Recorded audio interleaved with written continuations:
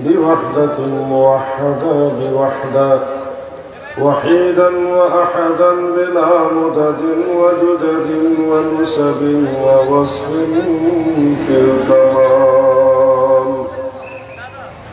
وحده لا شريك له ولا ند له ولا مثل له ولا مثال له ولا جلد بلد ولد جسد رسو جزو ونزو عزم له ولا مقارن له ولا مكاظم له ولا مضادي له ولا مناظر له ولا مقابل له ثم نشهد أن سيدنا وسندنا وحبيبنا وحبيب ربنا وطبيب قلوبنا ونورنا ومنورنا وشفيعنا ومولانا محمدا عبده ورسوله صلى الله عليه وسلم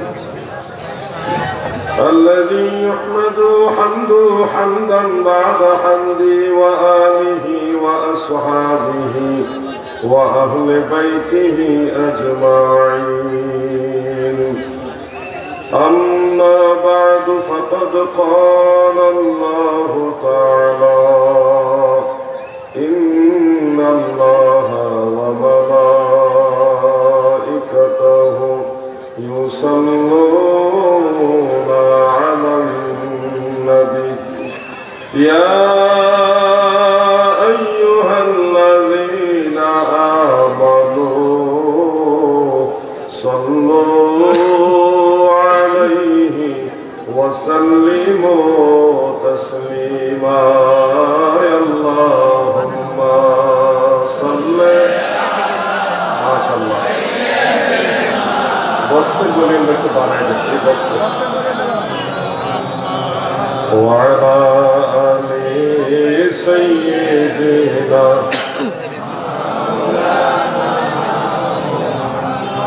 اللهم صل على مولانا محمد وعلى آله مولانا इसमें जात अल्लाह अल्लाह अल्लाह अल्लाह अल्लाह अल्लाह अल्लाह अल्लाह नामेर तौरी अल्लाह अल्लाह नामेर तौरी सरलम भव सागरे मौलार नामे अल्लाहर नामे सरलम तौरी जाबो यामी ओई पारे अल्लाह अल्लाह अल्लाह नामेर तौरी सरलम भव सागरे अल्लाह अल्लाह अल्लाह ऐसा भावे जाइते हवे भेबे केना देखो न रे ऐसा भावे जाइते हवे अल्लाह अल्लाह भेबे केना देखो न रे योधम जहदी देखे बोले नबीर कदम सैरो ना अल्लाह अरे योधम जहदी देखे बोले नबीर तोरिक सैरो ना अल्लाह अल्लाह नामेर तौरी अल्लाह अल्लाह नामेर तौरी सरलम भव सागरे अल्लाह अल्लाह अल्लाह আমার মাওলার নামে আল্লাহর নামে সারলাম তোরে যাব আমি ওই পারে আল্লাহ আল্লাহ নামের তরে আল্লাহ আল্লাহ নামের তরে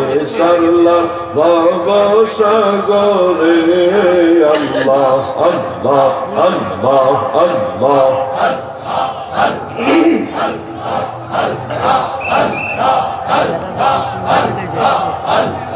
লা ইলাহা ইল্লাল্লাহু মুহাম্মাদুর রাসূলুল্লাহ সাল্লাল্লাহু আলাইহি ওয়া আলিহি ওয়া সাল্লাম।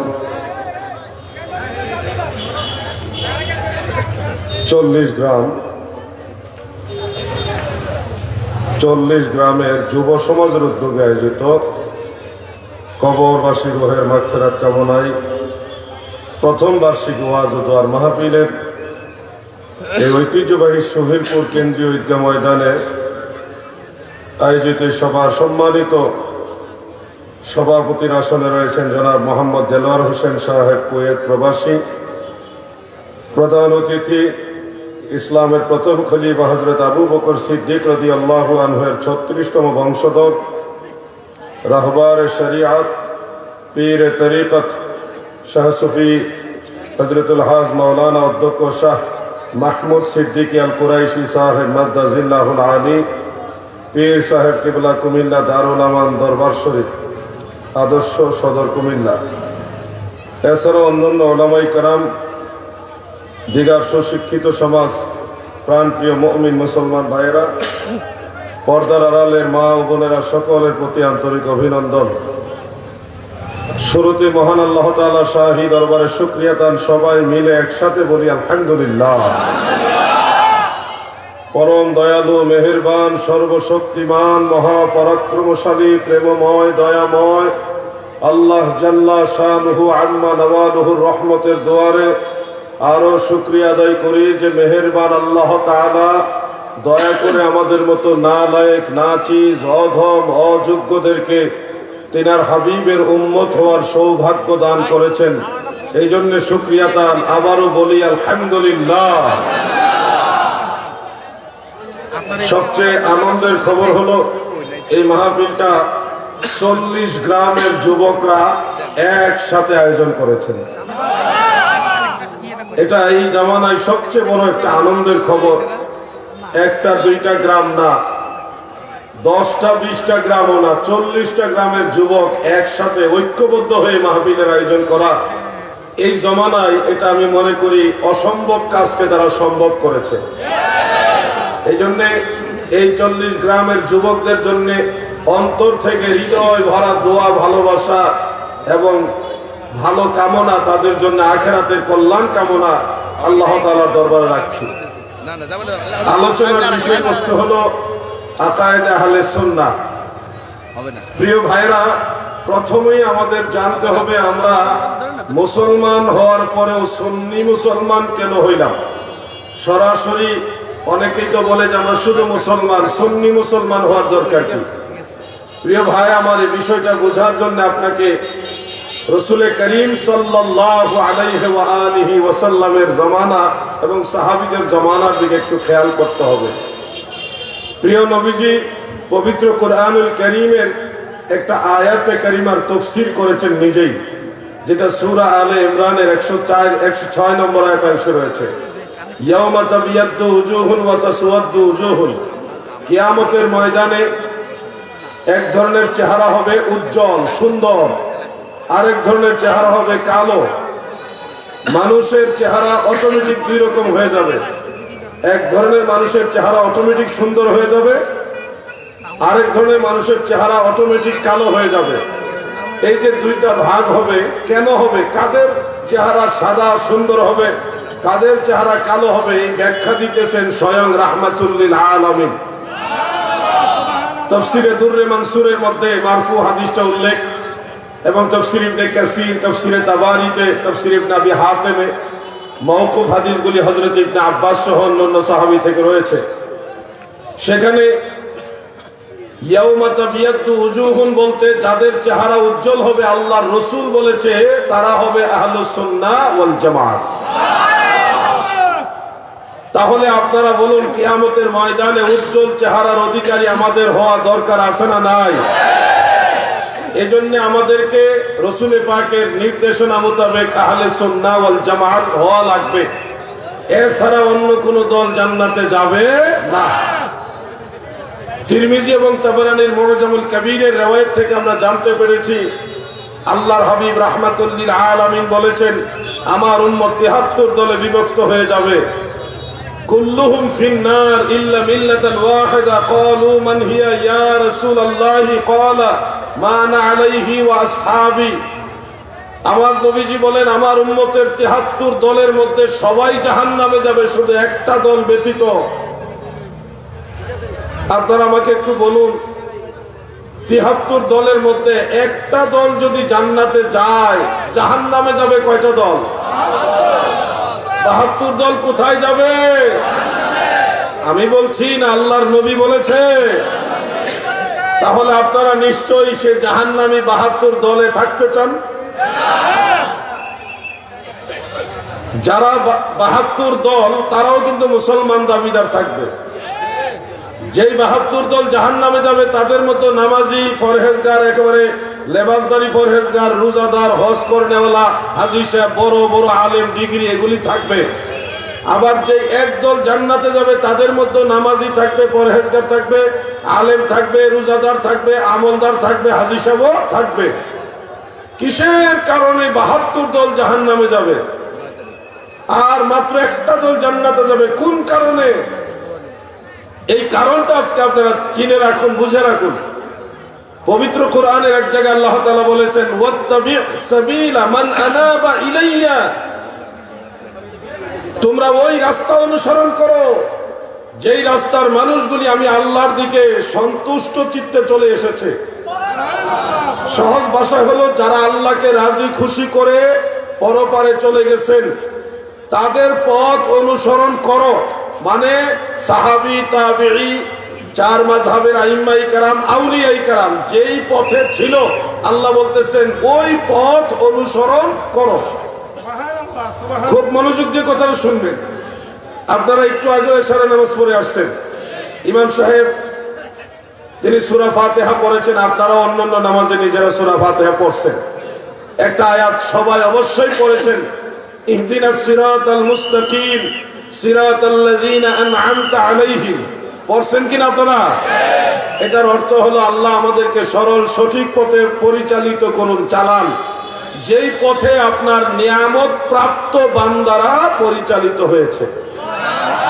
নিয়ামত প্রাপ্ত বান্দা হলো নবীগণ, সিদ্দিকগণ, শুহাদায়ে কেরাম এবং সালেহিন, আউলিয়ায়ে কেরাম। তাহলে আপনি জান্নাতে যেতে হলে ওই মানুষদের পথ অনুসরণ করতে হবে যারা নিয়ামত প্রাপ্ত বান্দা। নিয়ামত প্রাপ্ত বান্দা মানে সাহাবীগণ, তাবেঈগণ, বড় বড় আল্লাহর ওলিগণ, মুজতাহিদ, বড় বড় ইমাম যারা, আউলিয়া যারা, তাদের পথটাই হলো নিয়ামত প্রাপ্ত বান্দাদের পথ। ৭৩ দলের মধ্যে জান্নাতি দল হলো ৭৩ দলের মধ্যে জান্নাতি দল হলো একটা। আর ওই একটা দল কোন দল? যেই দলের সমস্ত আল্লাহর আউলিয়ারা ছিল। আমি বোঝানোর চেষ্টা করছি আপনারা কোন পথে চলবেন। হযরতে আলী রাদিয়াল্লাহু আনহুর জামানায় ১২,০০০-এর মতো মানুষ তারা ইসলামের মূল ধারা থেকে বের হয়ে আলাদা দল বানাইছিল। তাদের স্লোগান ছিল, ইনিল হুকমু ইল্লা লিল্লাহ, আল্লাহর হুকুম ছাড়া আর কারো হুকুম মানি না, আল্লাহর বিধান ছাড়া কারো বিধান মানি না। এই স্লোগান ছিল তাদের। যারা শেরে খোদা মাওলা আলীর সিদ্ধান্ত বাদ দিয়া নিজেরা আলাদা দল বানিয়েছিল, এদের নাম হলো খারেজি। বলুন, এদের নাম কি?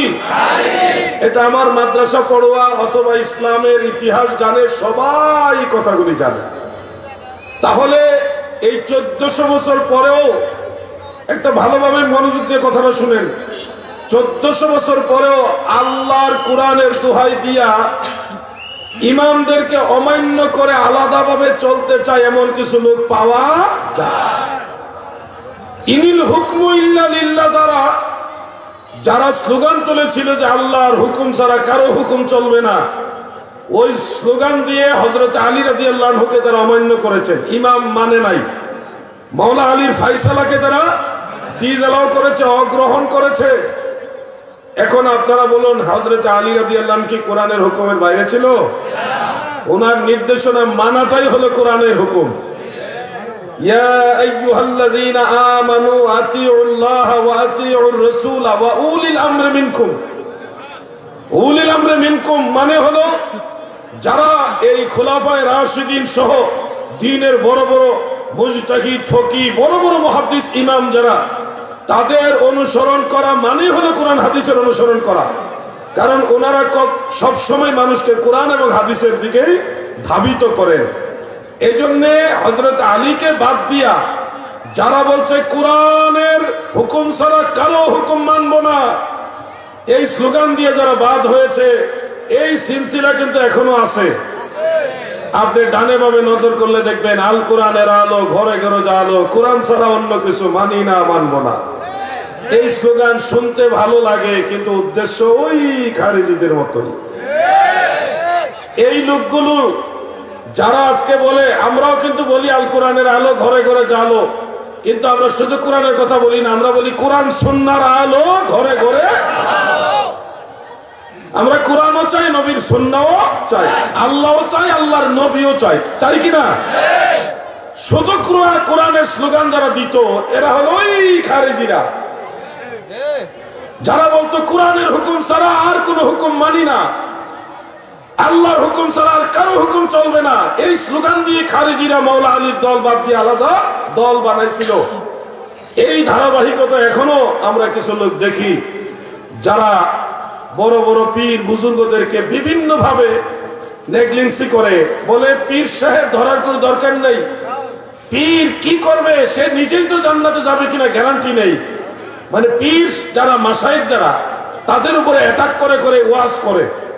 আমরা বলছি না সবাই ভালো, কিছু খারাপ তো সব জায়গায় আছে, কিন্তু ভালো পীর যদি না থাকতো, ভালো পীর মাশায়েখরা যদি না আসতো, তাহলে এই বাংলা ভারতে ইসলাম ব্যাপকভাবে প্রচার করছে কারা?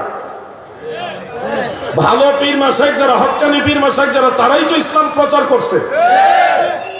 এখন যারা আপনারা ঢালাও ভাবে সেই পীর মাশায়েখদেরকে এনকার করছেন, তাদের নিয়ে সমালোচনা করছেন, নেগেটিভ দিকগুলি শুধু তুলে ধরছেন, পজিটিভ দিকগুলি আলোচনা নাই। এরপরে পীর মাশায়েখদের কথা বলতে বলতে বলতেছে শাহজালাল শাহপরান ওনারাই জান্নাতে যাবে কিনা গ্যারান্টি নাই। আরো উপরে গিয়ে হযরতে খাজা মুঈনুদ্দিন চিশতি উনি কি জান্নাতে যাবে কিনা এখনো শিওর করে বলা যাবে না, এরকম আওয়াজ আমরা শুনছি। এরপরে যায় আরেকটু উপরে যায় যে সাহাবীরাও সত্যের মাপকাঠি না। যেই মানুষগুলি পীর আউলিয়ার সমালোচনা করে, তারাই কিন্তু সাহাবীদের সমালোচনা করতেছে। হযরত উসমান তিনি এবং হযরত আম্মা জান আয়েশা রাদিয়াল্লাহু তাআলা আনহার সমালোচনা করে, হযরত মুয়াবিয়া রাদিয়াল্লাহু আনহু সমালোচনা করে, হযরত আবু বকর সিদ্দিক, হযরত ওমর রাদিয়াল্লাহু আনহুমা ওনাদের সমালোচনা করে। ধারাবাহিক দেখবেন একটু খেয়াল করে, যেই মানুষগুলি পীর আউলিয়ার সমালোচনা করে, এই মানুষগুলি এক সময় আল্লাহর নবীর সাহাবীদেরও সমালোচনা করে। ওইখানে গিয়ে তারা থেমে যায় না, সাহাবীদের সমালোচনা করতে করতে আরেকটু উপরে গিয়ে বলে মুসা নবী এই ভুল করে গেছে, আদম নবী ওই ভুল করছে, ইউনুস নবীও ভুল করছে, বিভিন্ন নবীদেরও ভুল ধরে। নাউজুবিল্লাহ বলেন। দেখেন তাদের সিলসিলাটা কোথায় গিয়ে অ্যাটাক করতেছে। নবীদের ভুল খুঁজতে খুঁজতে এক পর্যায়ে বলে রাহমাতুল লিল আলামিন আমাদের প্রিয় নবীজি, নূর নবীজি, তিনি দ্বীনের কাজ, ঈমানের কাজ করতে গিয়ে যে সব ভুল ত্রুটি করেছেন, এগুলির জন্য আল্লাহ তাআলা বলছে আপনি তওবা করেন, ইস্তেগফার করুন। এই ধরনের কথাও তারা বলে, তারা লিখেছে। তাহলে তাদের জবান থেকে আল্লাহর ওলিরাও নিরাপদ না। তাদের জবান দিয়ে সাহাবীদেরকে আঘাত করে, তাদের জবান দিয়ে নবীদেরকে আঘাত করে, তাদের জবান দিয়ে আল্লাহর হাবিব রাহমাতুল লিল আলামিন নবীকে আঘাত করে। এরপরও কি আপনারা বলবেন তারা সঠিক মুসলমান? খুব মনোযোগ দিয়ে কথাগুলি শুনবো। আমরা আমাদের ঈমানকে বেশি গুরুত্ব দিই, এই জন্যে আমরা ক্ষমতা লোভী না। হ্যাঁ, প্রয়োজন হলে সুন্নি মুসলমান মানুষের খেদমতে অগ্রসর হবে, কিন্তু আমাদের মূল মাকসাদ ক্ষমতা না, আমাদের মূল মাকসাদ হলো আল্লাহ এবং আল্লাহ রাসূল। প্রিয় ভাই আমার, মহব্বতের কান লাগায় শুনবেন। বিশেষ করে 40 গ্রামের যুব সমাজ, আপনাদেরকে আমি বলছি, আপনারা আজকের মাহফিলের মতো ঐক্যবদ্ধ হয়েছেন, এইভাবে সব সময় ঐক্যবদ্ধ থাকবেন। বাংলার নবী প্রেমিক যুবকরা যদি এক হয়ে থাকতে পারে, কোন বাতিলের ক্ষমতা না ইমাম হুসাইনের পতাকা নামাবে। আপনাদেরকে এটুকু বিশ্বাস রাখতে হবে যে আমরা আহলে সুন্নাহ ওয়াল জামাত, মানে সুন্নি জামাত, নবীর দল, ইমাম হুসাইনের দল। এই সুন্নি জামাত ছাড়া বিকল্প আর কোন দল জান্নাতে যাবে না। যুবক ভাইরা, আপনারা ফেসবুকে নিশ্চয় একটা বক্তব্য শুনছেন। আপনাদের এই কুমিল্লার একজন বক্তা, তিনি আল্লাহ রসুল সাল্লাল্লাহু আলাইহি ওয়াসাল্লামকে এইভাবে তুলে ধরেছেন যে একজন প্রশ্ন করেছে দাঁড়িয়ে প্রস্রাব করা যাবে কিনা। তিনি সহিহ বুখারী থেকে একখানা হাদিসের অংশ তুলে ধরে এইভাবে নবীজিকে উপস্থাপন করেছেন যে যাত্রাবাড়ির ময়লার ট্যাঙ্কির পাশে আল্লাহর নবী দাঁড়ায় পেশাব করে দিয়েছেন। নাউজুবিল্লাহ। এই কথাটা বলতেও তো আমাদের ভয় লাগে। আল্লাহর হাবিব রাহমাতুল লিল আলামিনের প্রতিটি কাজ হলো উম্মতের জন্য শিক্ষণীয়। নবীজি উম্মতকে শিক্ষা দেওয়ার জন্য অনেক ঘটনা ঘটিয়েছেন, প্রেক্ষাপট তৈরি করেছেন। কোন সময় তায়াম্মুম করতে হবে, কোন সময় আপনি ওযু ছাড়া তায়াম্মুম দিয়ে নামাজ পড়তে পারবেন, এটা শিখাইবার জন্য একটা ঘটনা আছে। উম্মত যদি কোথাও গিয়ে বসে প্রস্রাব করার সুযোগ না পায়, ওই ব্যবস্থাপনা না থাকে, অথবা অসুস্থ হয়, বসতে পারে না, সেই সময় তারা কি করবে এটা শিক্ষা দেওয়ার জন্য আল্লাহর হাবিব রাহমাতুল লিল আলামিনের একটা ঘটনা সুন্দর শব্দ চয়নের মাধ্যমে উপস্থাপন না করে তার দৃষ্টি চলে গেছে যাত্রাবাড়ির ময়লার ট্যাঙ্কির কাছে। বলেন, এই মানুষগুলি আল্লাহর নবীকে ইজ্জত দিতে জানে না। নবীজিকে কিভাবে বললে সম্মান হবে, নবীর সম্মান ফুটে উঠবে, ওইদিকে তারা চিন্তাও করে না, তারা ভাবেও না যে রাসূল পাকের সাথে বেয়াদবি হয় কিনা। এরাই হলো সেই 1400 বছর আগের খারেজি।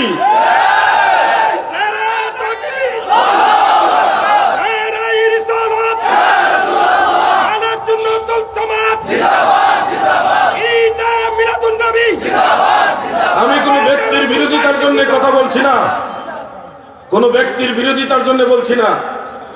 আল্লাহর নবীকে যদি এই ধরনের শব্দ দিয়ে বলা হয় আমাদের কষ্ট লাগে। আল্লাহর হাবিব সম্পর্কে যে শব্দটা বলা হয়েছে, আপনাদের কি কষ্ট লাগছে না? এই ধরনের শব্দ নবীজির ব্যাপারে যায়? যাত্রাবাড়ির পানির ট্যাঙ্কির কাছে এই কথাটা কি আল্লাহর হাবিব রাহমাতুল লিল আলামিনের সাথে যায়?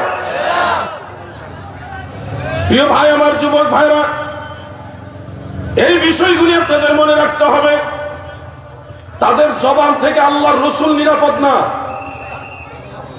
আর পীর আউলিয়া সম্মান পাবে তাদের কাছে, এটা তো আশাই করা যায় না। আমরা কখনো কোনো আলেমের আলোচনাকে নেগেটিভ ভাবে দেখি না। বাংলাদেশের অনেক বড় বড় মঞ্চে সাইদি সাহেব নিয়ে আলোচনা হয়, হতেই পারে একজন আলেমের ভালো দিকগুলি আলোচনা হোক, এটা আমরা বিরোধিতা করি না। কিন্তু সাইদি সাহেবের আলোচনা হলে কোনো অসুবিধা হয় না, আমরাও এটা বিরোধিতা করি না। আমরা যখন হযরত শাহজালাল, শাহপরান, বড় পীর আব্দুল কাদের জিলানী, খাজা মঈনুদ্দিন চিশতি, বড় বড় আল্লাহর ওলিদের কথা বলি, তখন আবার ওনারা চেহারা মলিন করে বলে যে কিচ্ছা কাহিনী বলতেছে। এটা কেমন কথা ভাই? আমি বিরোধিতার জন্য কথাগুলি বলছি না, বোঝানোর জন্য বলছি। সাইদি সাহেবের কথা বলতে চান, বলবেন, যে ভালো দিকগুলি বললে মানুষের মধ্যে উৎসাহ আসবে, সেগুলি বলা কোনো আইব না, দোষ না। আল্লাহর ওলিদের কথা বললে এটা কিচ্ছা হয়ে যাবে, এটা কেমন কথা? সঠিক ইসলাম গ্রহণ করতে হবে। সঠিক ইসলামটা মূলত আল্লাহর ওলিদের কাছে আছে, ঠিক কিনা বলেন? প্রিয় ভাই আমার, ফিতনার যুগে এমন এক জমানায় আমরা আসছি, প্রতিটা কাজে কর্মে সব জায়গায় ফিতনা ঢুকে গেছে। নামাজে গেলেও ফিতনা, রোজা রাখলেও ফিতনা, মুনাজাতে ফিতনা, এমন কোন জায়গা নাই যেখানে ফিতনা নাই। আপনি নামাজ পড়ে আল্লাহর কাছে দোয়া করবেন, ওখানেও ফিতনা আছে। সবে বরাত আসছে, এখানেও ফিতনা আছে। সবে মেরাজ গেল, ওখানেও ফিতনা আছে। রমজান মাসেও ফিতনা আছে না না? আজান একামত লইও এখন ফিতনা, আজান একামত লইয়া কোথায় যাবেন আপনি? এমন কোন জায়গা নাই যেখানে ফিতনা গ্রাস করেনি। যুবক ভাইরা, সময় যেহেতু আমার হাতে বেশি নেই, 40 গ্রামের যুবক আজকে একসাথে পাইছি, এই জন্য যুবকদেরকে নিয়ে আমি দুইটা কথা, আমলি কথাও বলবো, যদি আমার সাবজেক্ট হলো আকীদা, কিন্তু আকীদার সব কথা বলতে বলতে আমলের কথা যদি আমরা ভুলে যাই তাহলে হবে না। আমি আমলি দিয়ে একটা কথা বলবো যুবকদের উদ্দেশ্যে। এটা হলো শাবান মাস, মানে শবে বরাতের মাস। এই মাস একটা বিশেষ গুরুত্বপূর্ণ মাস। আপনারা জানেন শবে বরাত হলো ভাগ্য রজনী, মানুষের বাজেট, এক বছরের বাজেট শবে বরাতে নির্ধারণ হয়। কিন্তু আপনি এই কথাটাই দেখবেন সুন্নি জামাত ছাড়া অন্যরা তারা এটা মানতে নারাজ। তারা বলে এগুলো দরকার নাই, বিভিন্ন বিভিন্ন কথা দিয়ে আপনাদেরকে অনুৎসাহিত করবে। অথচ 4-5টা কিতাবের নাম বলি, খেয়াল রাখবেন। তাফসীরে দুররে মানসুর সূরা দুখানের প্রথম, দ্বিতীয়, তৃতীয় 3টা আয়াতের তাফসীরের মধ্যে উল্লেখ রয়েছে। শুআবুল ঈমান লিল বাইহাকি, সেই কিতাবের মধ্যে 2টি হাদিস রয়েছে। জামিউ তিরমিজির মধ্যে ইমাম আবু ঈসা তিরমিজি রাহমাতুল্লাহ আলাইহি একটা হাদিস উল্লেখ করেছেন। মুসান্নাফ আব্দুর রাজ্জাকের মধ্যে আরেকটা হাদিস উল্লেখ রয়েছে। কানজুল উম্মাল এবং জামিউল আহাদিস লিসুয়ুতি, এই 2টা কিতাবের মধ্যে কয়েকটা হাদিস উল্লেখ রয়েছে। এই সবগুলি কিতাবের মধ্যে আম্মা জান আয়েশা সিদ্দিকা, হযরত আবু হুরায়রা সহ এক জামাত সাহাবী এবং তাবেঈ তিনারা বর্ণনা করেছেন। তাফসীর ইবনে কাসিরের মধ্যেও একটা রিওয়ায়াত রয়েছে যেটা মুরসাল কিন্তু সহিহ। সেই রিওয়ায়াতগুলি আলোকে জানা যায় প্রতি বছর লাইলাতুন নিসফে মিন শাবান যখন আসে, শবে বরাত যখন আসে গো, আল্লাহর নবী বলেছে ওই শবে বরাত থেকে পরের শবে বরাত পর্যন্ত পুরো এক বছরে কারা কারা মারা যাবে, কারা কারা নতুন করে আবার জন্ম হবে, কোন কোন যুবকেরা এই এক বছরে বিবাহ শাদী করবে, কাদের সন্তান জন্ম হবে, কার ব্যবসা বাণিজ্য কি হবে, কার ব্যবসায় লাভ হবে, কার লস হবে, কার রিজিকের কি ফাইসালা, পুরো বাৎসরিক বাজেটটা আমার আল্লাহ লাইলাতুল বারাতে নির্ধারণ করে। সুবহানাল্লাহ। এরপরে আরো হাদিস রয়েছে কিতাবুস সুন্নাহ, ইমাম ইবনে আবি আসিম রাহমাতুল্লাহ আলাইহির লেখা, সেখানে বিশুদ্ধ সনদ উল্লেখ। আমার দয়াল নবী বলেছেন লাইলাতুন নিসফে মিন শাবান বা শবে বরাতের রাতে আমার আল্লাহ গুনাহগার বান্দা যারা আমার আল্লাহর কাছে ক্ষমা চাইবে, তাদের সবার জীবনের অতীত সমস্ত গুনাহ খাতা শবে বরাতের রাতে maaf করে দিবে। এখন এই আমি সংক্ষেপে কথাগুলি নিয়ে আসতেছি। এই কয়েকটা বিষয় আপনারা খেয়াল করেন। শবে বরাতের রাতে এক বছরের বাজেট হয়। হায়াত, মওত, বিবাহ শাদী, সন্তানাদি, রিজিক, ধন দৌলত সব এক বছরের বাজেট আল্লাহ নির্ধারণ করেন এবং গুনাহ খাতা মাফ করেন। তাহলে এই রাতটা কি গুরুত্বপূর্ণ কিনা বলুন? যেহেতু একটা গুরুত্বপূর্ণ রাত, সেহেতু আল্লাহর কাছে এই রাতে বেশি বেশি তওবা, ইস্তেগফার, দোয়া, মুনাজাত, নেক আমল করা দরকার আছে না নাই? এখন আপনি যদি নামাজ পড়েন, কিছু মানুষের একটু কষ্ট লাগবে, বেদাত, নামাজ পড়া যাবে না, নামাজ পড়লে তাদের কষ্ট লাগে। আপনি যদি কিছুক্ষণ জিকির আজকার করেন শবে বরাতের রাতে, বলবে বেদাত। আমি গত 2 দিন আগে ব্রাহ্মণবাড়িয়ার কসবায় হলুদগ্রাম দরবার শরীফে একটা মাহফিলে গিয়েছিলাম। যাওয়ার পরে একজন প্রিন্সিপাল হুজুর, আমার অত্যন্ত শ্রদ্ধাভাজন ব্যক্তিত্ব, তিনি একটা হাদিস শরীফ আল্লামা সদরার আব্দুল খালেক রহমাতুল্লাহ আলাইহি সিরাজুস সালিকিন এই কিতাব থেকে বের করে দিলেন, যেখানে হযরত আলী রাদিয়াল্লাহু আনহু থেকে হাদিসটা রয়েছে, শুধুমাত্র বাংলা অনুবাদ, কিন্তু কোন কিতাব আছে সেটা উল্লেখ নাই। আমি তাৎক্ষণিক ওখানে বসেই আমার মোবাইলে একটা অ্যাপস আছে, বিভিন্ন হাজার হাজার কিতাব এখানে ভেতরে আছে, আমি খুঁজে ওই হাদিসটা বের করলাম। এই হাদিসটা ইমাম বাইহাকি তার শুআবুল ঈমানের মধ্যে উল্লেখ করেছেন। হযরত আলী রাদিয়াল্লাহু আনহু বলেছেন, রাআইতু রাসূলুল্লাহি সাল্লাল্লাহু আলাইহি ওয়াসাল্লাম লাইলাতান নিসফি মিন শাবান ফাসাল্লা 14 রাকাত। সুবহানাল্লাহ বলেন। হযরত আলী রাদিয়াল্লাহু আনহু বলেছেন, শবে বরাতের রাতে আমি আল্লাহর নবীকে দেখেছি, আমার দয়াল নবীজি 14 রাকাত নফল নামাজ আদায় করেছে। সুবহানাল্লাহ বলেন। এই হাদিসটা হলো ওখানে উল্লেখ, সনদটা একটু দুর্বল, কিন্তু ফাজাইলের ক্ষেত্রে এটাই যথেষ্ট। এই যে হাদিসগুলি রয়েছে ইবনে মাজাহ, সুনান ইবনে মাজাহতে রয়েছে, ইযা কানাত লাইলাতুন নিসফি মিন শাবান ফাকুমু লাইলাহা ওয়া সুমু নাহারাহা। শবে বরাত যখন আসে তোমরা দিনের বেলায় রোজা রাখো, রাতের বেলায় নফল নামাজ পড়ো। আল্লাহর নবীর এই হাদিসগুলি আমরা আমল করি, কিন্তু কিছু ভাইরা আমাদের এই যুবকদেরকে বলবে এইগুলি করো না, এগুলি বিদআত। যেটা হাদিসে আছে সেটা হলো বিদআত, আর তারা যে বলতেছে বিদআত করা যাবে না, এই কথাটাই কোনো কিতাবে নাই। শবে বরাত বিদআত এই কথাটাই কোনো কিতাবে নাই। এটা তারা আমদানি করলো কোত্থেকে? কিতাবুল আন্দাজ থেকে। শবে বরাত বিদআত এটা আমদানি হইলো কোত্থেকে? কিতাবুল আন্দাজ। বলেন কিতাবুল আন্দাজ। এটা ধরবেন কেমনে? কেউ যদি বলে এটা করা যাবে না, তারা জিগাইবেন এটা যে বিদআত বললেন, এটা কি আপনি নিজে বিদআত বানাইলেন না কোনো কিতাবে লেখা আছে বিদআত? যদি এটা বিদআত হয় তাহলে আগের যুগের কোনো না কোনো আলিম, বড় বড় ইমাম, এরা কিতাবে লিখে যাবে যে কাজটা করা যাবে না বিদআত। কারণ এটা তো নতুন, হঠাৎ 1400 বছর পরে আসে না, আগের থেকেই চলতেছে। এটা যদি নাজায়েজ হয়, বিদআত হয়, তাহলে কোনো না কোনো মুজতাহিদ কিতাবে লিখে যাবে এটা বিদআত। তো কোন কিতাবে লেখা আছে বিদআত? কিতাবের হাওলা দেন এবারত সহকারে, নাকি আপনি নিজে বিদআত বানাইলেন? যারা নিজেরা বিদআত বানায় তারা হলো ফিতনাবাজ, মানুষের আমল নষ্টকারী। আর বিদআত হলে তো কিতাবে লেখাই থাকবে। যারা আজকে শবে বরাতের বিরোধী, তাদের বড় ইমাম হাফিজ ইবনে তাইমিয়া তার মাজমুয়ে ফাতাওয়ার মধ্যে একাধিক জায়গায় শবে বরাতের পক্ষে কথা লিখেছেন।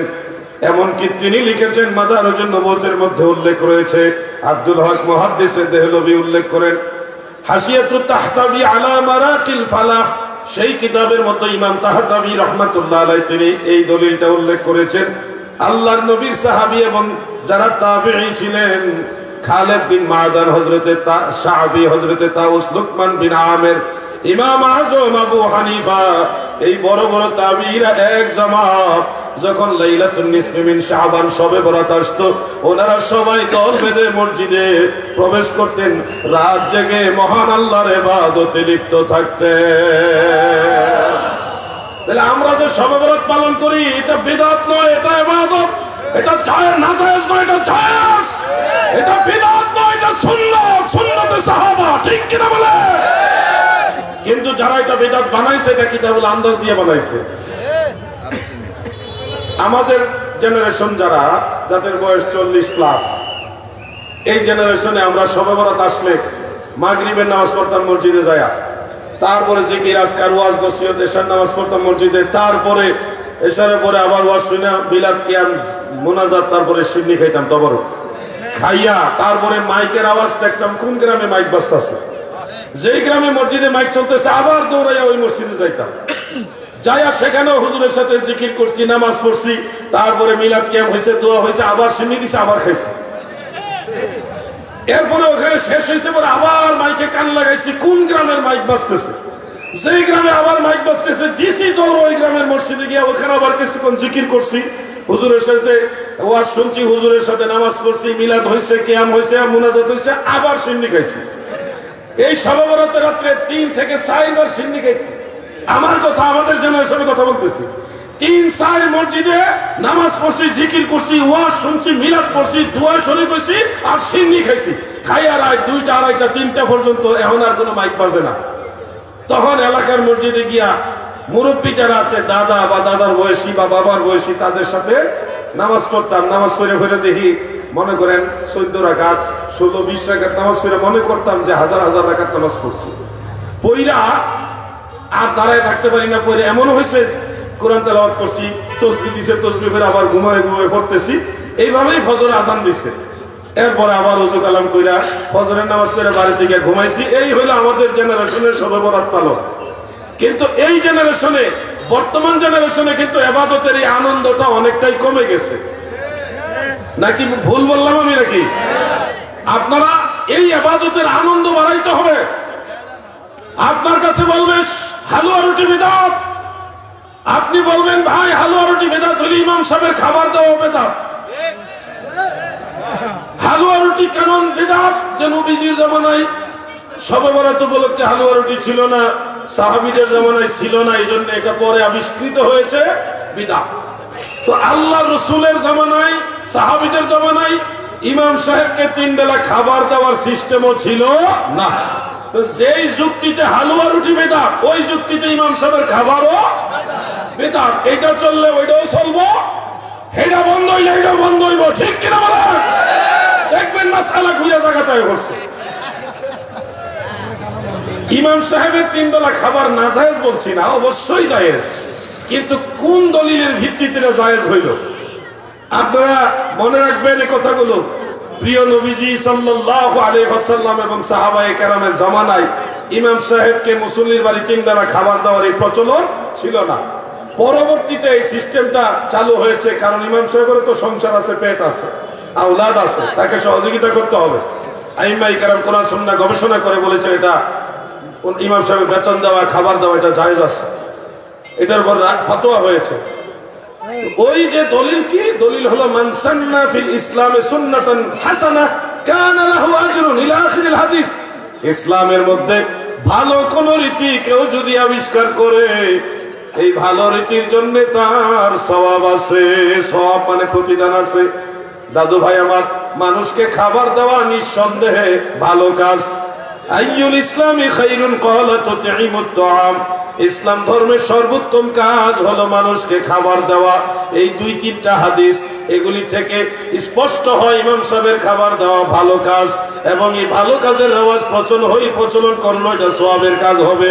ঠিক এই একই দলিলে শবে বরাতে যদি হালুয়া রুটি বা যে কোনো হালাল খাদ্য প্রতিবেশীকে দেয়, ভাই ভাইকে দেয়, তাহলে ওই একই দলিলে শবে বরাতের হালুয়া রুটিও জায়েজ।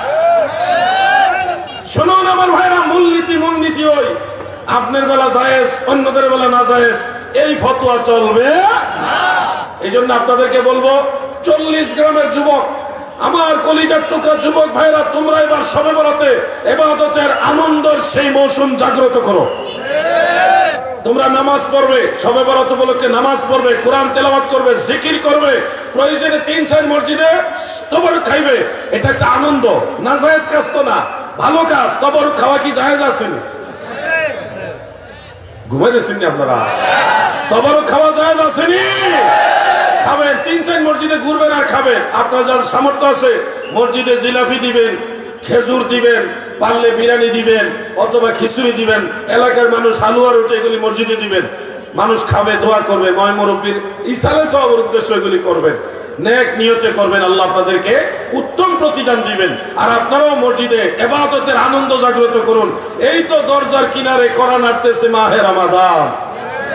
মাহে রমাদান যখন চলে আসবে, তখন আমাদের আরেক সমস্যা দেখা দেয়, তারাবি নামাজ 8 রাকাত না 20 রাকাত। এটা একটা সমস্যা দেখা দেয় কিনা ভাই? আপনারা বলেন তো, তারাবি নামাজ কত রাকাত? যুবক ভাইরা বলেন কত রাকাত? 20 রাকাত। আর যারা 8 রাকাত তারাবিহ বানাইছেন, মনে রাখবেন 8 রাকাত তারাবিহ হতে পারে না, কারণ তারাবিহ শব্দটা বহু বচন। 4 রাকাতে 1 তারবিহা হয়, 4-4 8 রাকাতে 2 তারবিহা তানে হয়, মানে 2 তারাবি হয়, তারাবি হয় না। তারাবি হইতে হলে 3-4 12 রাকাত হইতে হবে সর্বনিম্ন। নামের সাথে কাজ। জিজ্ঞাসা করেন আলেম ভাইদেরকে, হুজুর তারবিহাতুন তারবিহাতানে তারাবিহ ওয়াহিদ তাসনিয়া জমা কে? আলেমরা কথা বলেন, প্রিন্সিপাল কথা বলেন না কেন? 4 রাকাতে 1 তারবিহা, 4 রাকাতে 1 তারবিহা, আর 4-4 8 তাহলে 2 তারবিহা হইল, মানে তারবিহা তানে হইল। 8 রাকাতে কিন্তু তারাবি হয় না, 8 রাকাতে তারবিহা তানে হয়, তসনিয়া হয়, দ্বিবচন হয়। কমপক্ষে 12 রাকাত পড়লে হয় তারাবি, নামের সাথে কাজের মিল হয়। তারা যে বাটপার, ডোন্ট মাইন্ড প্লিজ শব্দটা ব্যবহারই করলাম, এরা যে বাটপার তার প্রমাণ হলো নামের সাথে রাকাতের মিল নাই, ঠিক কিনা বলে? কই বুখারী শরীফের মধ্যে আছে আল্লাহ রাসূল সাল্লাল্লাহু আলাইহি ওয়াসাল্লাম 8 রাকাত তারাবি পড়ছে। বুখারী শরীফ কে লিখছে? ইমাম বুখারী। অথচ ইমাম বুখারী শরীফ যে লিখছে উনি নিজেই তারাবি পড়ছে 20 রাকাত। তাইলে মনে হয় বুখারী শরীফ ইমাম বুখারী বুঝে নাই নাকি? বুখারী শরীফ মনে হয় ইমাম বুখারী বুঝে নাই, কারণ উনি তো 8 রাকাত পড়েন নাই, উনি পড়ছে কয় রাকাত? 20 রাকাত। দলিল কোথায় আছে বলে দেই। বুখারী মুকদ্দমার মধ্যে আছে সহিহ বুখারী মুকদ্দমা ফাতহুল বারীতে জিলদ আউয়ালের মধ্যে ইবনে হাজার আসকালানী দলিলটা উল্লেখ করেছেন সনদ সহকারে। তারিখুল ইসলামে ইমাম যাহাবী উল্লেখ করেছেন ইমাম বুখারীর জীবনীতে, উনি 20 রাকাত তারাবি পড়তেন। এখন আমার ভাইরা, এই 8 রাকাতের ব্যবসায়ী যারা আছে তাদের মূল টার্গেটই হলো মানুষের আমল নষ্ট করে দেওয়া। আজকে একটা হাদিস ব্যাখ্যা করে দেই। 8 রাকাত আর 20 রাকাত নিয়ে যারা ঝগড়া করছেন, আপনাদেরকে একটা হাদিস বলে দেই। এই হাদিসটা রয়েছে ইমাম ইবনে আব্দুল বার রাহমাতুল্লাহ আলাইহির আত-তামহিদ এবং আল-ইস্তিসকার, এই দুইটা কিতাবে আছে। এবং এই হাদিসটা ইমাম নববী রাহমাতুল্লাহ আলাইহির খুলাসা কিতাবের মধ্যে একেবারে হাদিসের সনদের মান সহকারে উল্লেখ করেছেন, সনদ সহিহ।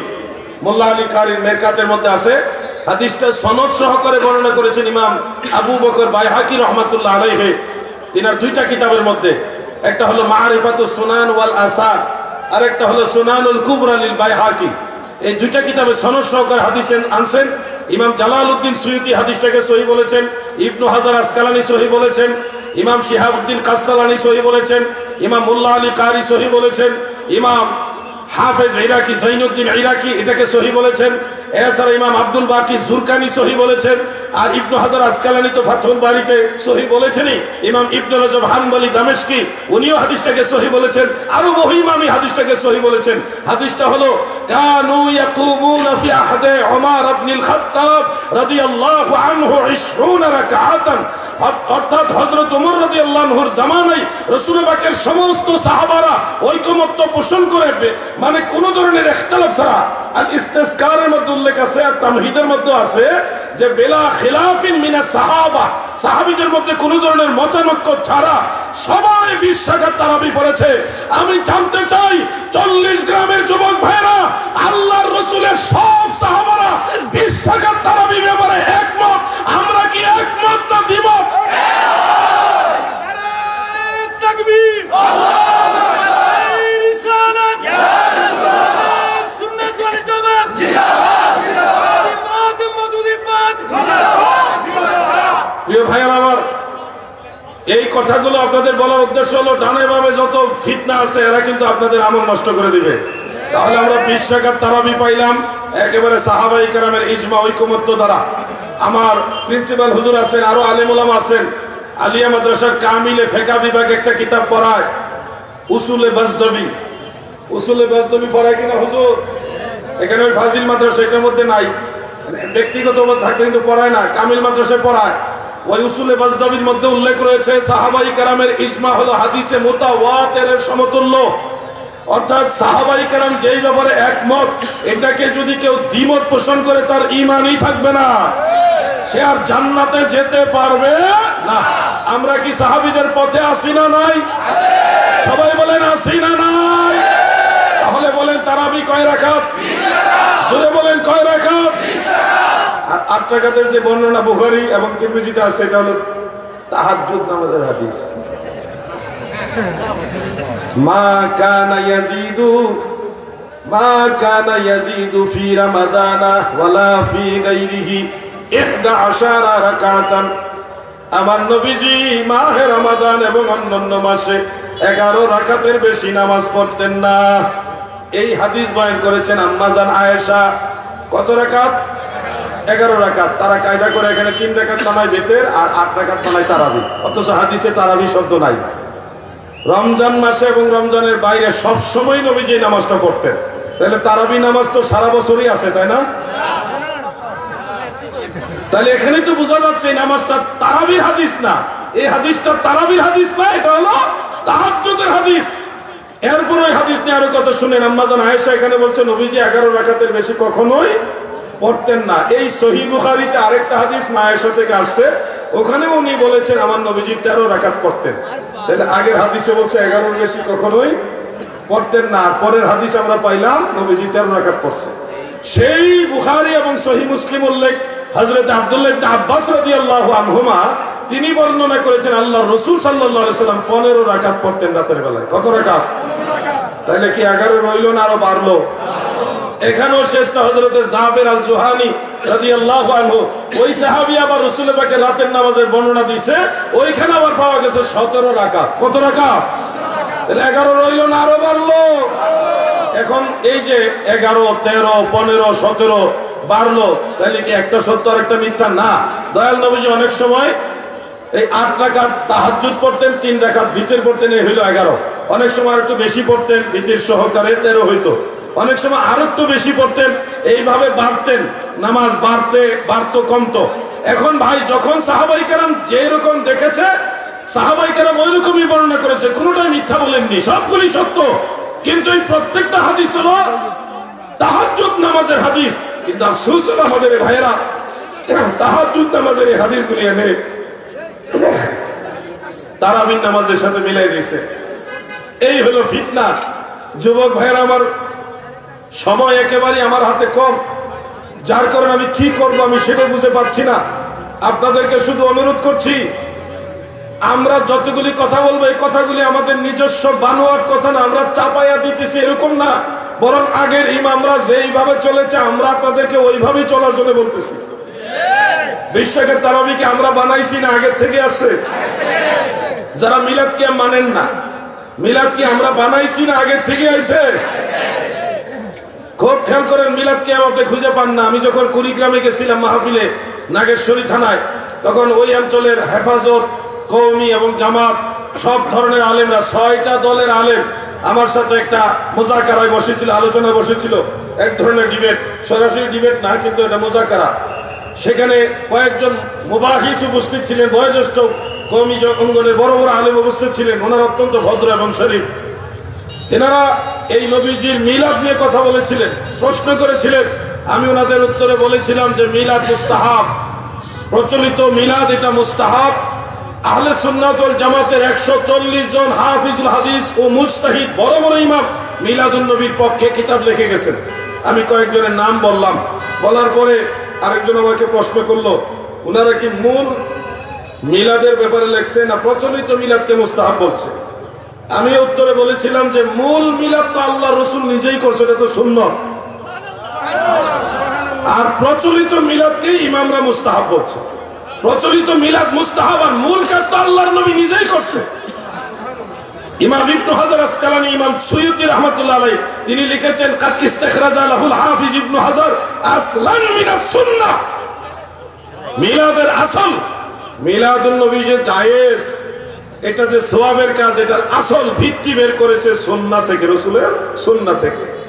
আর প্রচলিত মিলাদ মানে ওই যে কোরআন তেলাওয়াত আছে, হাদিস আছে, তারপর সেখানে দুরূদ শরীফ আছে, নাত শরীফ আছে, এরপরে নবীজির জীবনী সম্পর্কে কিছু, বেলাদাত সম্পর্কে কিছু কথা আছে, এরপরে দোয়া আছে, এটা আমুত আম আছে, মানুষকে তাবারক বিতরণ।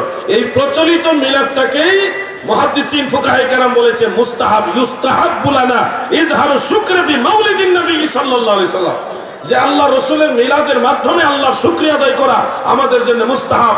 এটার ব্যাখ্যা কাইফিয়াতটাও ইমাম সুয়ুতী ব্যাখ্যা দিয়েছেন। হাফিজুল হাদিস ইমাম ইউসুফ সালিহি শামি রাহমাতুল্লাহ আলাইহি, তিনিও ব্যাখ্যা দিয়েছেন, অন্যান্য ইমামরা দিয়েছেন। অতএব মূল মিলাদ সুন্নাত, প্রচলিত মিলাদ হলো মুস্তাহাব। যেমন আপনারা খেয়াল করেন, আপনাদের এই বৃহত্তর চাঁদপুরের মধ্যে তাফসীরুল কুরআন মাহফিল হয় কিনা? রাসূল করিম সাল্লাল্লাহু আলাইহি সাল্লাম এবং সাহাবায়ে কেরামের জামানায় এই সিস্টেমে প্রচলিত তাফসীরুল কুরআন মাহফিল ছিল না, কিন্তু কোরআনের তাফসীর ছিল, এই সিস্টেমে ছিল না। এখন যে যুক্তিটা আপনি বলতেছেন প্রচলিত মিলাদ পড়া যাবে না, ওই যুক্তিতে তাফসীরুল কুরআন মাহফিল করা যাবে না। আপনার নিজের বেলায় তো জায়েজ বানাই নিছেন, রাসূলের মিলাদের ব্যাপারে না জায়েজ কেন? মূল ফ্যাক্ট হলো এরা নবীজিকে 40 বছর বয়সের আগে নবী মানে না, এই জন্য মিলাদুন নবীর বিরোধিতা করে। তারা বলে 40 বছর বয়সে আল্লাহর নবী নবী হয়েছে, এই জন্য ওই রাসূলের পাকের বেলাদাতের সময়টাকে মিলাদের বা নবীর নবী হিসেবে মানে না, বিধায় মিলাদুন নবী তারা মানতে চায় না। আল্লাহ ফিতনা থেকে গোটা জাতিকে হেফাজত করে, বলে না আমিন, সবাই বলে না আমিন। সংক্ষেপে কথাগুলি আপনাদের সামনে তুলে ধরছি। যুবকদের, বিশেষ করে যুবকদের উদ্দেশ্যে আরেকটা আলোচনা আমি থ্রো করতে চাই, সেটা হলো আপনারা যুব সমাজ এই ব্যাপারে জানেন, মা বাবার কদম বুসি করলে শিরকের ফতোয়া আসে, মাথা নত করলে শিরিক হয়ে যায়, এই ফতোয়া আসে না নাই? আমরা যখন পরীক্ষায় গিয়েছি মা বাবার কদম বুসি করেছি, উস্তাদ বুজুর্গ কদম বুসি করে দোয়া নিয়েছি ওনাদের কাছ থেকে, এরপরে মই মুরব্বীদের কাছে কদম বসি করে দোয়া নিয়েছি। ও হাজীগঞ্জের নবীর প্রেমিকারা মন দিয়ে শোনো, মাত্র 20-30 বছরের ব্যবধানে আমাদের যুব সমাজের মাঝে কদম বসির প্রচলনটা অনেক কমে গেছে। এটা ওনাদের এই যুবকদের কারণে কমে নাই, কিছু ডিজিটাল শায়েখ বের হয়েছে, বেশি ডিজিটাল, এদের অতিরিক্ত আন্দাজের ফতোয়ার কারণে মা বাবার কদম বসি সন্তানের পক্ষ থেকে কমে গেছে।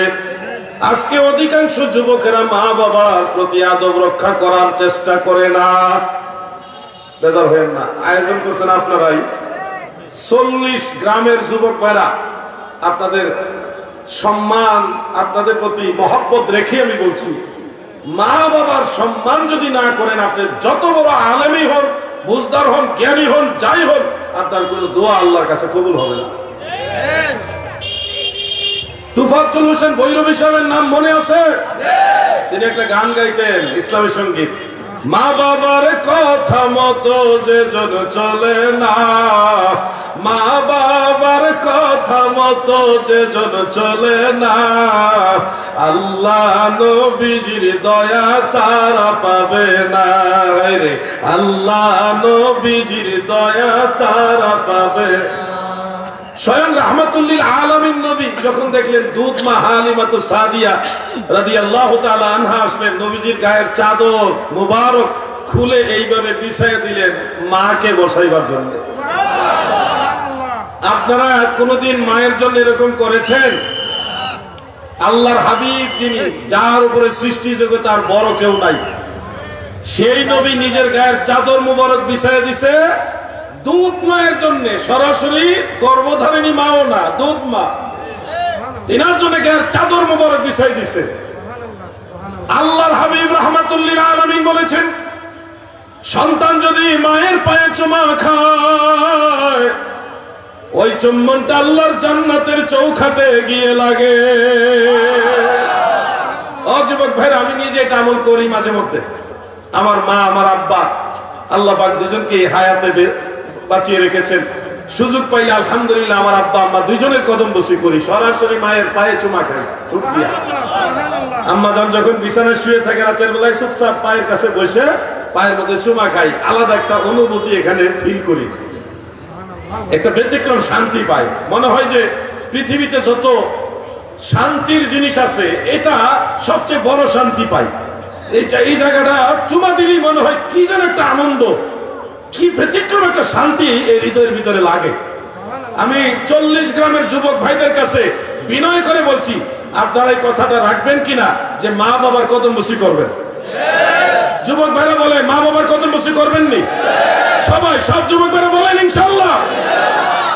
সম্মান কমবে না, একদিন ট্রাই করে দেখেন না, একদিন ট্রাই করে দেখেন কি আনন্দ লাগে কালবের ভিতরে। আপনি দেখবেন, আপনাকে যে মৌলভী সাহেব বলছে হ্যাঁ কদম বসে এটা হিন্দুদের কালচার, এই মৌলভী মূর্খ, আমি মূর্খই বললাম তাকে, মাইন্ড করবেন না, মূর্খই বললাম তাকে।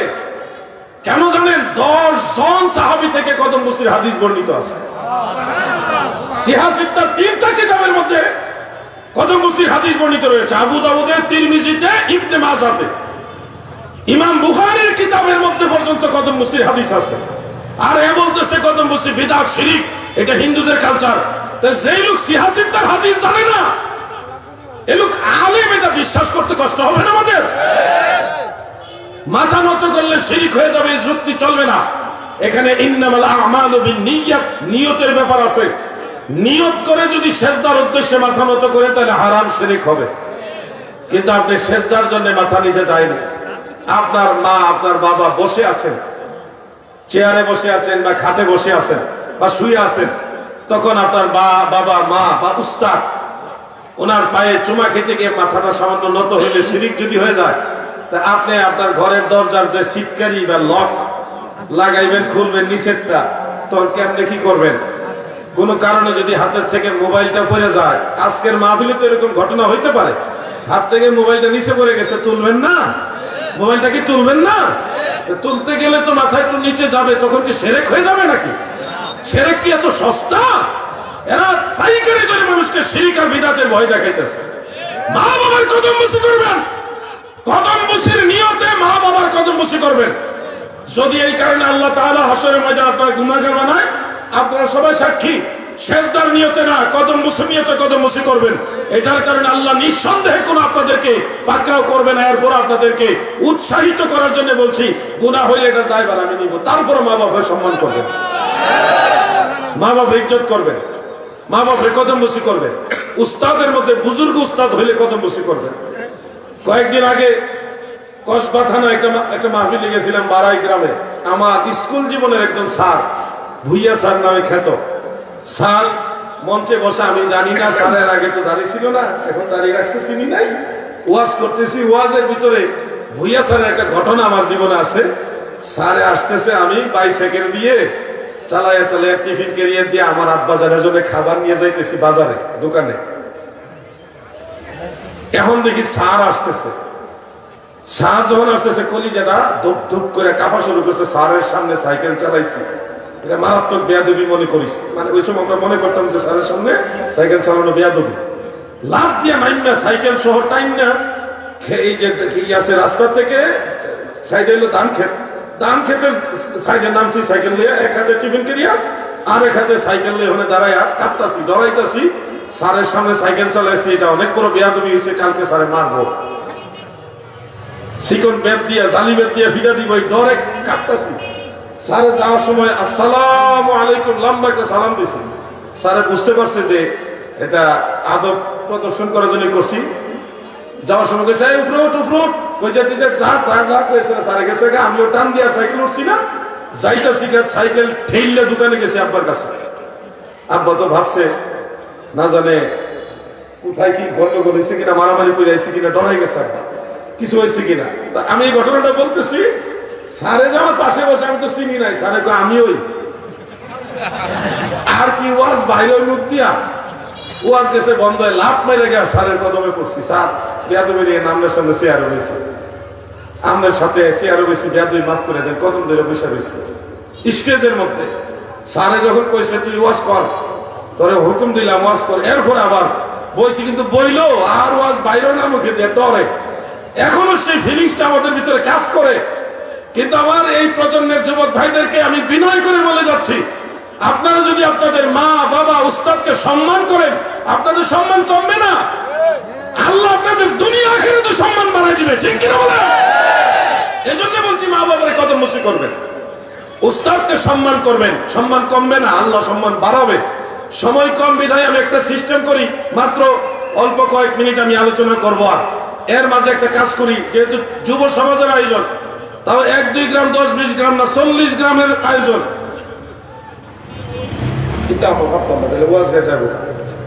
40 গ্রামের যুবকের কাজ আয়োজন। এই জন্য আমি যুবকদেরকে স্পেশালি একটা সুযোগ দিই, যে কোনো 2 জন যুবক ধর্মীয় প্রয়োজনীয় 2টা প্রশ্ন করবেন। 2টার বেশি আমি নিব না, 2টাই নিব, যে কোনো 2 জন। এটা আপনাদেরকে স্পেশাল অনার করলাম, আপনাদের মাহফিল, আপনাদেরকে আমি একটু বেশি বিশেষ করে সম্মান করলাম। ধর্মীয় এবং শিক্ষণীয় প্রশ্ন করবেন, যেটা 10টা ভাই কিছু শিখতে পারবে। এমন প্রশ্ন করেন না যে নূহ নবীর নানির বাপের নাম কি, আদম নবীর ছেলে শীষ নবীর স্ত্রীর নাম কি। এই ধরনের প্রশ্ন মানুষের প্রয়োজন নাই, জরুরি না। এই ধরনের শিক্ষণীয় প্রশ্ন করবেন, যে কোনো 2 জনকে আমি সুযোগ দিব। যারা প্রশ্ন করার ইচ্ছুক, আপনারা মেহেরবানি করে মঞ্চের একটু কাছাকাছি আসেন, আমি 1 মিনিট টাইম দিলাম। ওই সময়টুকু জিকির করি, ইসমাইজাত আল্লাহ আল্লাহ আল্লাহ আল্লাহ, সরাসরি নেই, আল্লাহ আল্লাহ জিকির করেন, সবাই ভালো লাগবে। আল্লাহ আল্লাহ আল্লাহ আল্লাহ আল্লাহ আল্লাহ।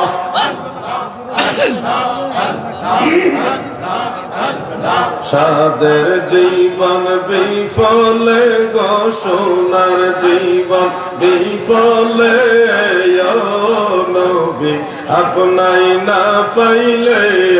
আল্লাহ আল্লাহ আল্লাহ লা ইলাহা ইল্লাল্লাহু মুহাম্মাদুর রাসূলুল্লাহ সাল্লাল্লাহু আলাইহি ওয়াসাল্লাম। আপনি কমিটির সাথে জড়িত, আপনারা না, অন্য কেউ নেই। যে আর অন্য যুবক আছে, সরাসরি কমিটির লোক প্রশ্ন করলে বলবে আমি সাজা নিয়ে আসছি। একজন মুরব্বীদের আজকে চান্স নাই, আজকে সব যুবকদের চান্স।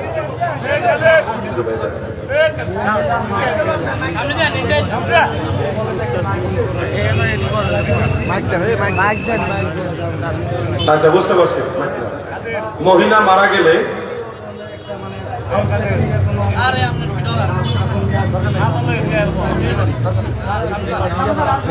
বুঝতে পারছি। আমার এই যুবক ভাই, আপনি একটু অপেক্ষা করেন, ওনারটা শেষ করে আবার আপনাকে বলবো। আমার এই যুবক ভাইয়ের প্রশ্নটা হলো, মহিলা মারা গেলে মসজিদে মাইকিং করা হয়, কিন্তু এমনিতে ভ্যানে, অটোতে, সিএনজিতে মাইকিং করতে দেওয়া হয় না কেন? মহিলাদের জানাজার নামাজে লোক সংখ্যা বাড়ানোর জন্য কিংবা আত্মীয় স্বজন সবাইকে, এলাকাবাসীকে জানান দেওয়ার প্রয়োজন নেই, এই বিষয়ে প্রশ্নটা শুনুন। খাতুনে জান্নাত হযরতে ফাতেমাতুজ জাহরা রাদিয়াল্লাহু তাআলা আনহা, তিনি ওসিয়ত করে গিয়েছিলেন যে উনি ইন্তেকাল শরীফের পরে ওনার জানাজা এবং দাফন কাফনটা যেন রাতের বেলায় হয়, যেন আউট কোনো মানুষ ওনার লাশটা কতটুকু লম্বা ছিলেন, কি রকম ছিলেন, এটাও যেন বুঝতে না পারে। এটা ছিল ওনার তাকওয়া। এই তাকওয়া অবলম্বন করে কোনো মা, কোনো বোন ইন্তেকালের আগে যদি ওসিয়ত করে যায়, তাহলে সেই ওসিয়ত অনুযায়ী আপনারা সেটা পালন করবেন। কিন্তু এরকম ওসিয়ত না থাকলে জানাজার নামাজে মহিলাদের হোক আর পুরুষের হোক, ফতোয়া আলমগীরের মধ্যে মাসআলা আছে। মৃত ব্যক্তির মৃত্যুর সংবাদ প্রচার করা এটা মুস্তাহাব, সওয়াবের কাজ, সেটা পুরুষ হোক আর মহিলা হোক। ফতোয়া আলমগীরের মধ্যে মাসআলাটা আছে, মৃত ব্যক্তির মৃত্যু সংবাদ প্রচার করা মুস্তাহাব, সওয়াবের কাজ। এজন্য পুরুষ হোক আর মহিলা হোক, যদি ওই মহিলার ওসিয়ত না থাকে, স্পেশাল যদি ওসিয়ত না থাকে, তাহলে আপনারা অবশ্যই তার মৃত্যু সংবাদ প্রচার করবেন। এতে করে কি লাভ হবে? তিরমিজি শরীফের মধ্যে উল্লেখ, কোন মানুষ, কোন মুসলমান মারা গেলে তার জানাজায় যদি 3 কাতার মুসল্লি হয়, সর্বনিম্ন কয় কাতার?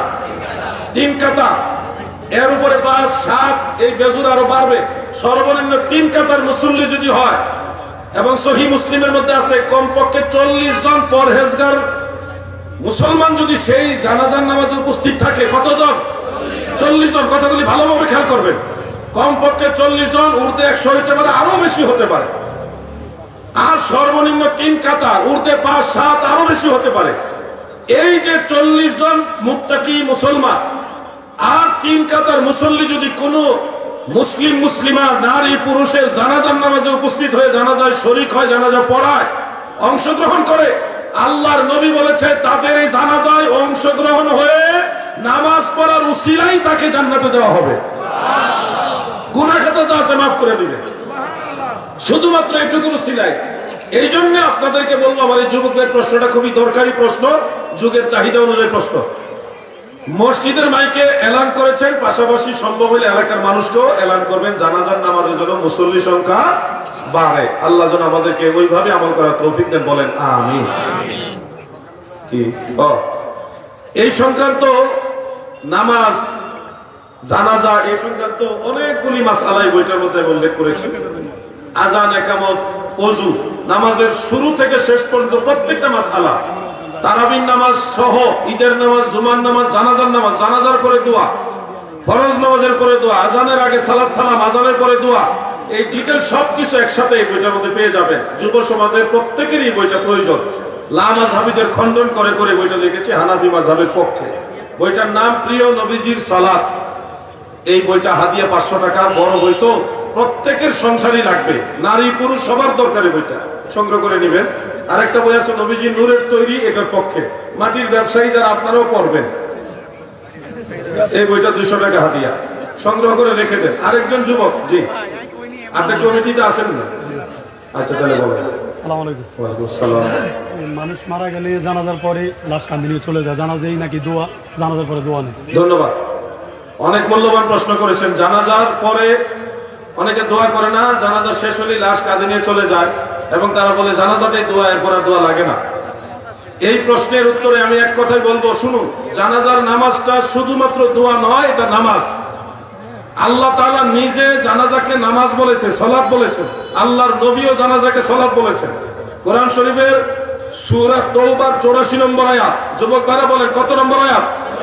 84 নম্বর আয়াতে আল্লাহ তাআলা বলেছেন ওয়ালা তুসাল্লি আলা আহাদিন মিনহুম মাতা আবাদা ওয়ালা তাকুম আলা কবরি ইলা আখিরিল আয়াহ। এখানে জানাজাকে আল্লাহ তাআলা বলেছেন ওয়ালা তুসাল্লি, সালাত বলেছেন। নবী করিম সাল্লাল্লাহু আলাইহি সাল্লাম বলেছেন ইজা সাল্লাইতুম আলাল মাইয়্যিত ফাখলিসু লাহু দুআ, তোমরা যখন মৃতদের উপরে সালাত পড়বে, তাহলে আল্লাহ এবং আল্লাহ রাসূল জানাজাকে সালাত বললেন। আপনি যখন নিয়ত করেছেন আপনি কিন্তু জানাজাকে সালাত বলেছেন। আমি নিয়তটা বলি, এক জায়গায় ইচ্ছা করে ভুল করব, আপনারা ধরবেন ইনশাআল্লাহ, পারবেন না? নাওয়াইতু আন ওয়াদিয়া লিল্লাহি তাআলা আরবাআ তাকবীরাতে দুআইল জানাজাতে ফরজ। হয় না মাশাআল্লাহ, কি হবে এখানে?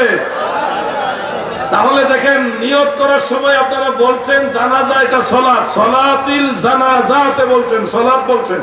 আল্লাহ তাআলাও জানাজাকে সালাত বলেছে, আল্লাহর নবীও জানাজাকে সালাত বলেছে। আপনিও নিয়তের সময় বলছেন জানাজা সালাত, মাইকিং এর সময় বলছেন মরহুমের জানাজার নামাজ। এরপরেও আপনি কেন বলতেছেন জানাজাটাই দোয়া? তাহলে তো হইল না। এরপরে ধরেন ফরজ নামাজ পড়ে দোয়া করেন, সুন্নত নামাজ পড়ে দোয়া করেন, নফল নামাজ পড়ে দোয়া করেন, করেন কিনা আপনারা? এখন নামাজই যদি দোয়া হয় আর নামাজের পরে যদি দোয়া না লাগে, তাহলে ফরজ নামাজের পরে, সুন্নত নামাজের পরে, নফল নামাজের পরে হেডও তো আপনার দৃষ্টিতে দোয়া, তাহলে হেডির পরে দোয়া করেন কেন? প্রশ্ন দাঁড়াবে কিনা? ইসলাম ধর্মে দোয়ার পরে দোয়া নিষেধ না, বরং আল্লাহর নবী বলছে আকসিরুদ দোয়া, বেশি বেশি দোয়া করো। এক মাহফিলে যদি একজন বক্তার পরে আরেকজন বক্তা দোয়া করে, এটা কি গুনাহ হবে? ইসলামে দোয়া বারবার নিষেধ করেনি।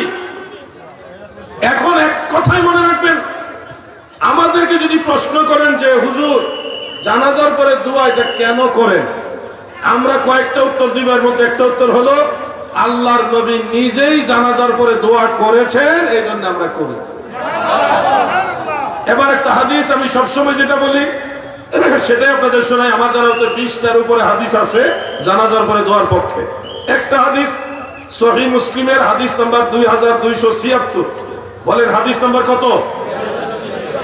এটা অ্যাপস এর মধ্যে হাদিস নাম্বার মিল পাইবেন না, আরবি কিতাব, মেইন কিতাব যেটা ওখানে পাবেন, যেটা ইন্টারন্যাশনালি হাদিস নাম্বার, সেখানে এইভাবে রয়েছে আন আউফ ইবনে মালিক রাদিয়াল্লাহু তাআলা আনহু قال صلى رسول الله صلى الله عليه وسلم على جنازة فحفظت من دعائه وهو يقول اللهم اغفر له وارحمه الى اخر الحديث।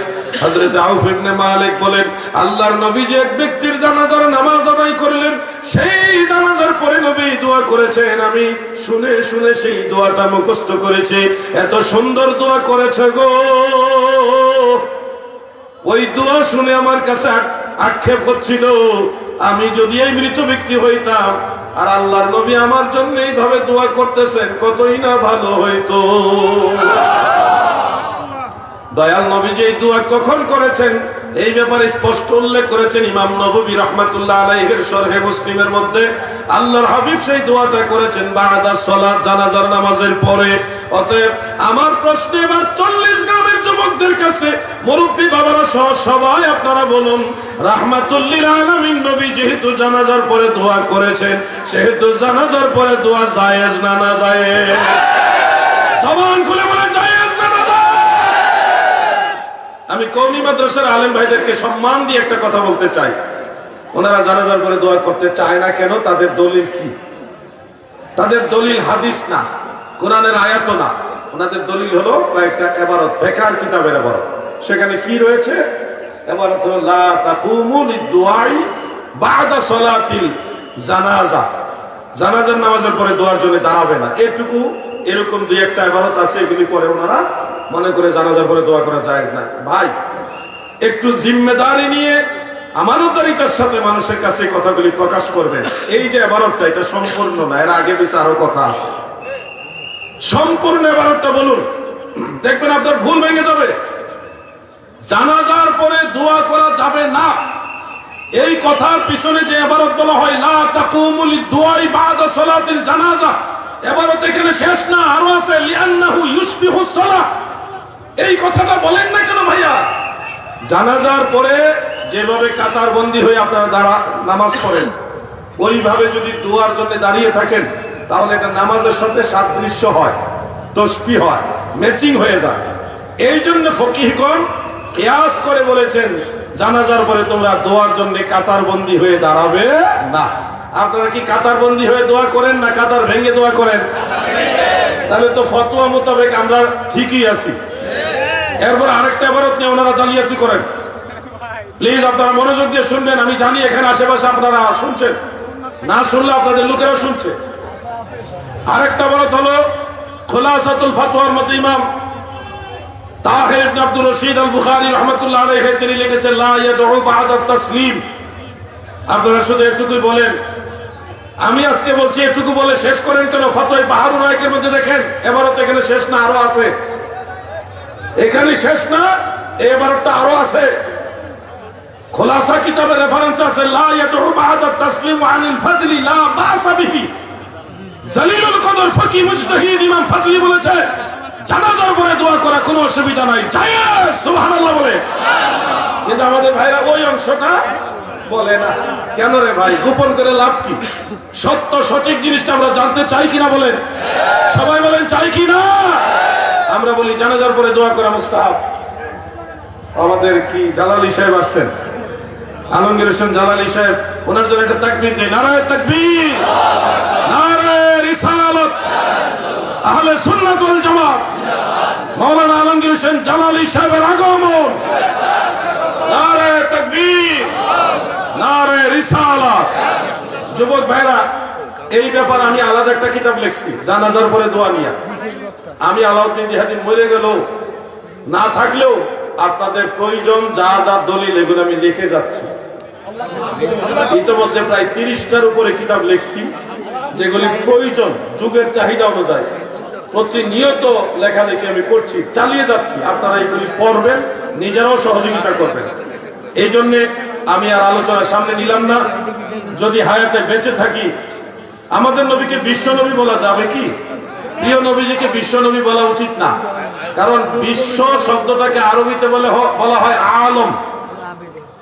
আমার নবী শুধু আলমের নবী না, তিনি রাহমাতুল লিল আলামিন। শুধু একটা জগতের নবী না, তিনি সমগ্র সৃষ্টি জগতের নবী। এখন আপনি বলবেন বিশ্ব নবী বললে সব জগতের নবী অস্বীকার হয় না। আমি বলবো ওই যুক্তিতে কোনোদিন কি আল্লাহকে বিশ্ব আল্লাহ বলছেন আপনি? কোনদিন তো আল্লাহর ক্ষেত্রে আপনি বিশ্ব আল্লাহ বলেন না, নবীর ক্ষেত্রে কোন বিশ্ব নবী বলতে চান। উদ্দেশ্যই তাদের মূলত ভালো না, নবীজির সম্মানকে তনকিস করা হলো মূল টার্গেট। যদি আপনারা বিশ্ব আল্লাহ বলেন তাইলে বুঝতাম যে ঠিক আছে, আপনারা ওই যুক্তি মানেন। আপনার যুক্তি হলো নবীজিকে বিশ্ব নবী বলা, আল্লাহর ক্ষেত্রে এটা ব্যবহার করা না। আর আমার নবীজির নবুয়তের এরিয়া শুধুই বিশ্ব না, লিয়াকুনা লিল আলামিনা নাযীরা। সূরা ফুরকানের প্রথম আয়াত এটা। নবীজির নবুয়তের এরিয়া হলো লিল আলামিন, সমগ্র সৃষ্টি জগৎ। নবীজির একটা লক্ষ্য আছে আল আরবি, আল মাদানী, আল মাক্কি। এটা নবীজির নবুয়তের এরিয়া বুঝায়নি। নবীজি মক্কা বাসী ছিলেন, এই জন্য আল মাক্কি।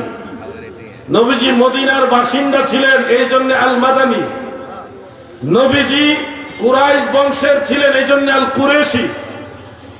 নবী করিম আরবের বাসিন্দা ছিলেন, এই জন্য আল আরবি। এখানে নবুয়তের এরিয়া বুঝায়নি। ওই লকবগুলির পিছনে নবীজির বংশ, নবীজির পরিচয়, নবীজির এরিয়া, কোথায় বসবাস করতেন, এগুলি জড়িত বিধায় আল্লাহর হাবিবের পরিচয় তুলে ধরা হয়েছে। কিন্তু নবুয়তের পরিধি বিশ্ব নবী, নবী শব্দটা এখানে সংক্ষিপ্ত ইজাফত করা হয়েছে। এই জন্য নবীজির ক্ষেত্রে বিশ্ব নবী শব্দ ব্যবহার করা উচিত না। এক সময় ভুল করছেন, আমরাও ভুল করছি। যখন বুঝতে পারছি তখন থেকে আমরা সচেতন হয়ে গেছি। আমরা নবীজির সম্মান হানি হোক এই ধরনের শব্দ ব্যবহার করব।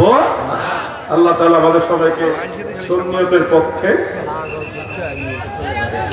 আপনারা একটু খেয়াল করেন, আপনাদের কাছে মাহফিলের কর্তৃপক্ষ সহযোগিতা কামনা করেছে, ব্যাগ নিয়ে আপনাদের কাছে আসতেছে। যার যতটুকু তৌফিক আছে আল্লাহর ওয়াস্তে, মদিনাওয়ালার মহব্বতে, মা বাপ ময় মুরব্বী যারা মারা গেছে তাদের ইসালে সওয়াবের উদ্দেশ্যে কিছু দান এই মাহফিলে করেন। আপনারা ব্যাগ নিয়ে আসতেছে, দেন। যতটুকু সম্ভব হয় আপনারা সহযোগিতা করেন। বিশাল চলে আসছে না? আমি নারায়ে তাকবীর, নারায়ে তাকবীর, নারায়ে রিসালাত।